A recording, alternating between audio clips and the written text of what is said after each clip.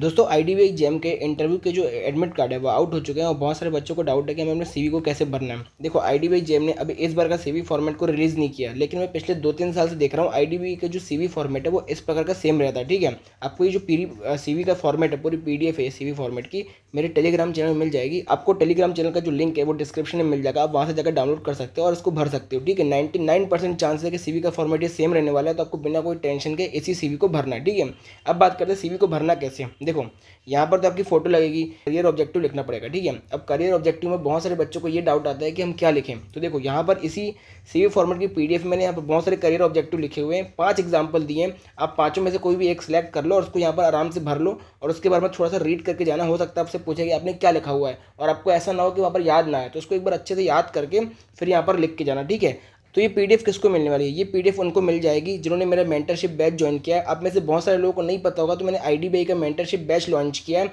जिसमें मैं सारी इंटरव्यू की ए से लेकर जेड तक पूरी तैयारी करवाता हूँ और आपको बताता हूँ आपको क्या क्या पढ़ के जाना है, क्या क्या पढ़ के नहीं जाना। ठीक है, आपको मैं बहुत सारे क्वेश्चन एंड आंसर प्रोवाइड करता हूँ, आपके ग्रेजुएशन से कौन कौन से क्वेश्चन बन सकते हैं, सारी चीज़ आपको प्रोवाइड की जाती है। आपको अगर और जानकारी चाहिए तो आपको डिस्क्रिप्शन में सारी इन्फॉर्मेशन मिल जाएगी। ठीक है, तो जिन लोगों ने मेरा मेंटरशिप बैच लिया उसको मैं सारी पीडीएफ शेयर कर दूंगा, तो उनको करियर ऑब्जेक्टिव को कोई टेंशन पड़ने की जरूरत नहीं है। 5 एग्जाम्पल दिए, उसमें से किसी एक भर लेना। ठीक है, अब देखो ये वाला जो कॉलम है इसमें आपको कोई प्रॉब्लम तो आएगी नहीं, क्योंकि ये एकदम बेसिक डिटेल है, आप भर लोगे, ये भी भर लोगे, ये भी भर लोगे और ये सब भर लोगे। ठीक है, इसमें आपको अपना 10th का भरना है, यहाँ पर बोर्ड का नाम लिखना, ईयर ऑफ पासिंग और परसेंट। ठीक है, और सीजीपीए लिखना है तो वहाँ पर सीजीपीए लिख देना यहाँ पर, और यहाँ पर डाल देना। जैसे मान लो किसी का 9 सीजीपीए तो यहाँ पर लिख देना 9 सीजीपीए, ऐसा लिख देना। ठीक है, 12th का डाल देना, ग्रेजुएशन किया उसका डाल देना, अगर आपने पीजी किया तो उसका भी यहाँ पर भर दो। ठीक है, अब जो मेन प्रॉब्लम आती है बच्चों को आती है कि हम टेक्निकल और सॉफ्ट स्किल्स में भरें क्या। देखो टेक्निकल स्किल्स में हम क्या भर सकते हैं। ठीक है, तो मान लो आप लोगों में से बहुत सारे लोगों ने कोडिंग सीखी होगी। ठीक है, जैसे कोडिंग हम आप में पता है, कोडिंग मैं लिख देता हूँ यहाँ पर, कोडिंग सीखी होगी। कोडिंग में बहुत सारी आती है, जावा आती है। आप लोगों ने अगर ऐसा कुछ जावा सीखा हो, पाइथन सीखा हो, या फिर कुछ मशीन लर्निंग सीखी हो, डेटा एनालिटिक्स सीखा हो, तो ये सारी चीज़ें अभी आप मेंशन कर सकते हो। ठीक है, अब जैसे मान लो कई बच्चे ये भी पूछते हैं कि हमने MS एक्सेल सीखा हुआ है, तो मैं कहूँगा बिल्कुल ठीक है, ये MS एक्सेल भी है, वो भी एक टेक्निकल स्किल्स है, उसमें भी बहुत एक्सपर्टीज़ लगती है। ठीक है, या फिर MS पावर पॉइंट है।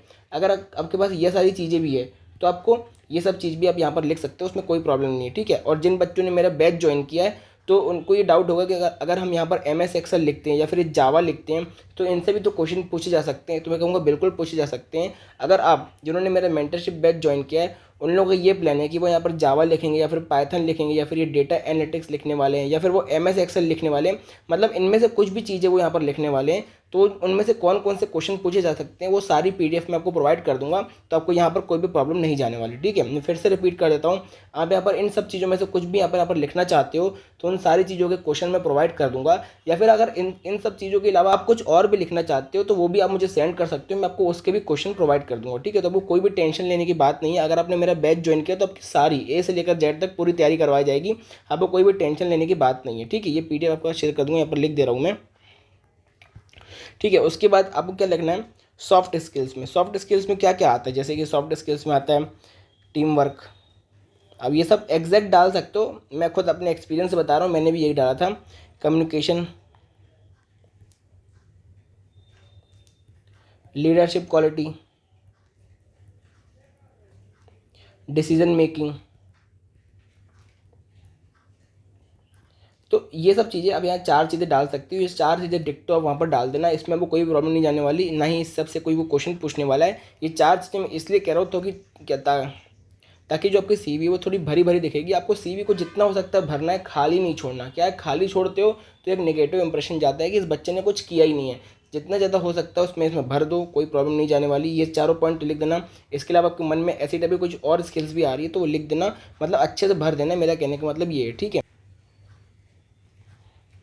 उसके बाद इसमें क्या पॉइंट आता है कि details of summer training placement. अगर आपने मान लो कोई समर में कोई ट्रेनिंग की है, इसमें समर ट्रेनिंग में क्या आ सकता है, जैसे मान लो आपने कहीं पर इंटर्नशिप की है, ठीक है, तो आप उसका नाम यहाँ पर डाल सकते हो। जैसे मान लो आपने बहुत सारे ऐसे प्राइवेट कॉलेज रहते हैं, वो बीच में हमको 6 महीने की, 8 महीने की या फिर 2 महीने की इंटर्नशिप करवाते हैं, तो आप उसमें इंटर्नशिप का यहाँ पर नाम लिख सकते हो, क्योंकि वो एक तरह से वो ट्रेनिंग के अंदर ही आती है। ठीक है, तो आई होप आपको ये डाउट क्लियर हो गया। उसके बाद आपको किसी में सर्टिफिकेशन मिला है। अब सर्टिफिकेशन में क्या आ सकता है, देखो जैसे मान लो एक सर्टिफिकेट होता है PGDCA वाला, PGDCA इसको बोलते हैं post graduate diploma in computer application, ठीक है, या फिर एक DCA होता है। ऐसे बहुत सारे कंप्यूटर के डिप्लोमा आते हैं, आपके बहुत सारे सर्टिफिकेट्स आते हैं, या फिर आपने स्कूल में ओलंपियाड दिया होगा। तो ऐसा कोई भी मतलब कॉम्पिटिटिव चीज़ या फिर कोई चीज़ आपने सीखी होगी जिसका उसके पास सर्टिफिकेट होगा, तो सर्टिफिकेट को यहाँ मेंशन कर दो। उसमें भी वो घबराने वाली बात नहीं है, मैं इसके सारे क्वेश्चन आपको प्रोवाइड कर दूँगा, कौन कौन से क्वेश्चन पूछे जा सकते हैं। बस मेरा कहने का मतलब ये है कि सर्टिफिकेट यहाँ पर आप लिख देना अगर आपके पास है तो। अब ऐसा नहीं है कि किसी के पास नहीं है वो भी भरने के चक्कर में लिख रहा है, आपको झूठ नहीं बोलना। आपके पास जो चीज़ें जेन्युइन में अवेलेबल है, जो चीज़ आप वहाँ पर आपका मतलब प्रूफ कर सकते हो कि हाँ मैंने ये चीज़ सीखी है, आपको सिर्फ वही चीज़ यहाँ पर मेंशन करनी है, ठीक है। आपको कोई भी घबराना नहीं है इसमें। तो आई होप समझ में आ गया होगा। उसके बाद आपको कोई अवार्ड मिला होगा, जैसे मान लो आप यही कंप्यूटर कोर्स सीख रहे हो, इसमें आपको फर्स्ट प्राइज़ लगा है तो यहाँ पर अवार्ड लिख सकते हो। आपने कोई स्पोर्ट्स में पार्टिसिपेट किया होगा, बास्केटबॉल, क्रिकेट, स्कूल में, कॉलेज में कहीं भी किया होगा, या फिर उनके बाहर भी कहीं अकेडमी में खेल रहोगे, वहाँ पर कोई अवार्ड मिला होगा, तो लिख देना। उससे क्या होता है, लोगों को लगेगा कि हाँ ये बच्चा इसे पढ़ाई में नहीं लगा रहता, ये बाकी चीज़ों में भी एक्टिव है, ठीक है, उसको थोड़ा आपकी एक्टिविटी नज़र आती है।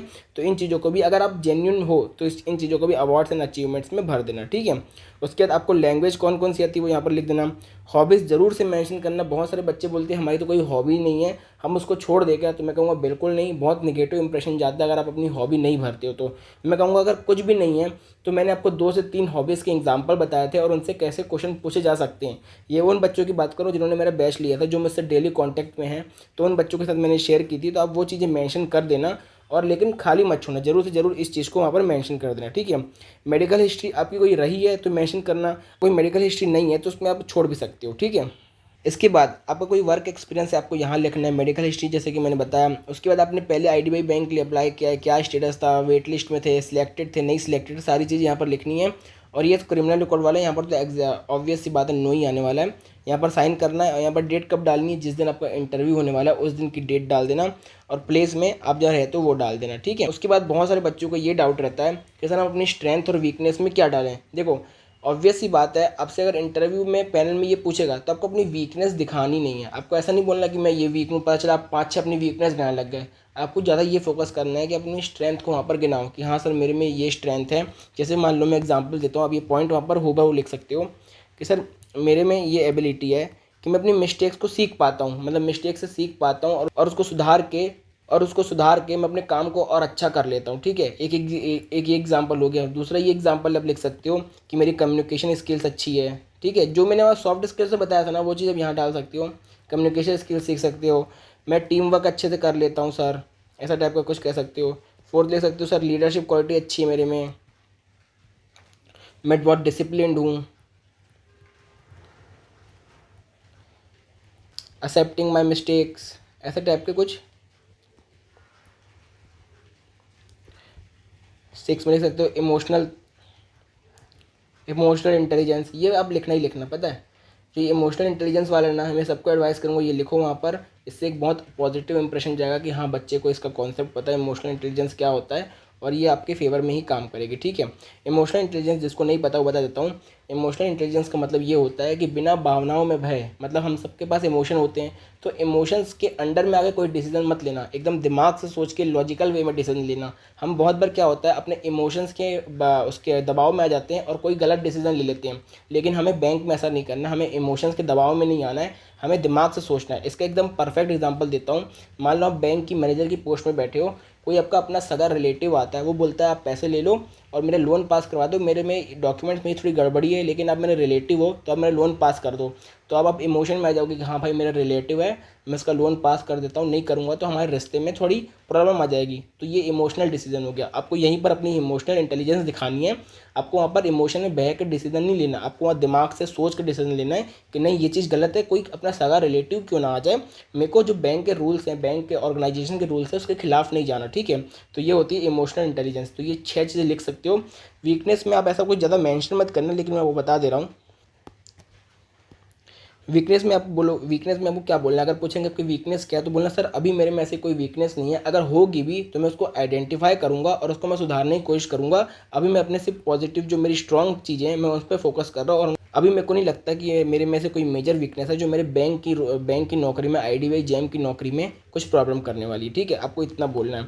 तो आई होप मेरे से बहुत सारे बच्चों ने वीकनेस और स्ट्रेंथ के बारे में पूछा था, ये PDF आपको मिल जाएगी जिन बच्चों ने मेरा बैच ज्वाइन किया है। और जो बच्चे अभी इंटरव्यू की तैयारी करना चाहते हैं, मेरा बैच ज्वाइन करना चाहते हैं, तो कर सकते हैं। डिस्क्रिप्शन में आपको सारी इन्फॉर्मेशन मिल जाएगी। और बहुत सारे बच्चों को ये भी डाउट है कि सर बहुत कम टाइम बचा है तो हम इंटरव्यू की तैयारी कर पाएंगे कि नहीं कर पाएंगे। तो मैं कहूँगा बिल्कुल कर पाओगे। मैं अपने बैच में वही चीज़ें प्रोवाइड करता हूँ, एकदम लिमिटेड चीज़ें प्रोवाइड करता हूँ जो आपके इंटरव्यू के पॉइंट ऑफ व्यू से इंपॉर्टेंट है। मैं एकदम आपको बल्कि PDF नहीं देता हूँ, बहुत ज़्यादा पेजेस की PDF नहीं देता हूँ। एकदम लिमिटेड चीज़ें रहती है और क्वालिटी चीज़ें रहती है कि आपको इतना सा पढ़ना है, वो आपको इंटरव्यू में आपको उसका काम हो जाएगा, ठीक है। तो आपको बहुत लिमिटेड चीज़ें पढ़ाई जाती है, अच्छी चीज़ें पढ़ाई जाती है। तो आप बिल्कुल मेरा बैच ज्वाइन कर सकते हो, डिस्क्रिप्शन में लिंक मिल जाएगी।